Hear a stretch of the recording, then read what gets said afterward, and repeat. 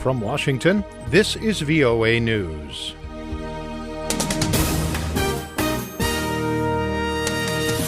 World leaders gather in Australia for the G20 summit, and a showdown is brewing over U.S. immigration policy.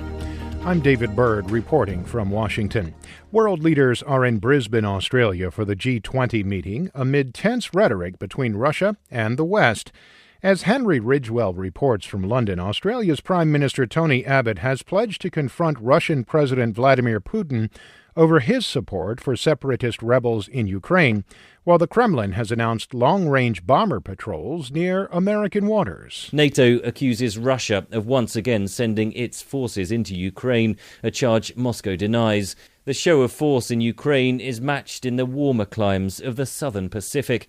Russia sent warships to international waters off Australia ahead of the G20 meeting in Brisbane. Publicly, President Putin has said he wants to reach a compromise over Ukraine.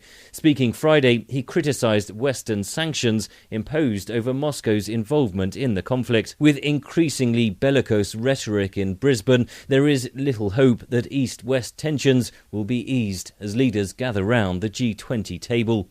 Henry Ridgwell for VOA News, London. President Barack Obama is scheduled to address the G20 leaders at 3 hours 15 Universal Time. We will carry the president's address live over these VOA frequencies and on our website. Ukraine's president says his country's armed forces are willing and able to fight back should the ceasefire agreement reached in September between his government and Russian-backed separatists in eastern Ukraine unravel. NATO reported the movement of troops, tanks, and artilleries from Russia into eastern Ukraine this week. This is VOA News. The militant group Boko Haram has seized the northeastern Nigerian town of Chibok, the home of more than 200 schoolgirls the group kidnapped earlier this year.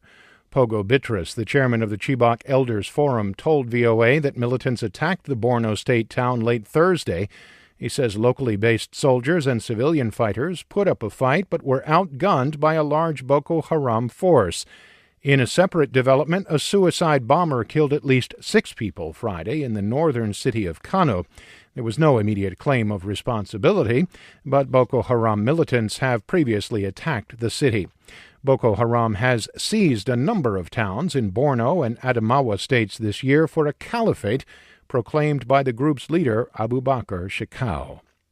Officials in Mali are trying to trace at least 200 contacts of people linked to Ebola patients in that country, even as it struggles to contain an outbreak of the virus.